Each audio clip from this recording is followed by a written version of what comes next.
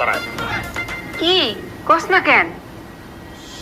আপনি আমারে ভালোবাসেন, আমি আপনারে ভালোবাসি। আপনি আমারে ছাড়া বাঁচতে পারবেন না, আমি আপনারে ছাড়া বাঁচতে পারবো না। এই কথা শোনার পরে তো আমার বেঁচে থাকার কোনো কারণই নাই। আস্তাগফিরুল্লাহ, আপনি এমন করলে আমার কি হইব? আম্মা তুমি করে কিছু বলবা?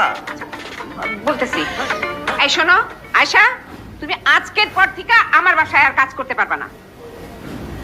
হাসা কথা কইলাম, এর জন্য আমার চাকরিটা গেল। দেখছো কিভাবে বেয়াদব মেয়ে মুখে মুখে তর্ক করে? আচ্ছা তুই চুপ কর না। শুধু আমার বাসা না, অন্য কারো বাসায় তুমি কাজ করতে পারবে না।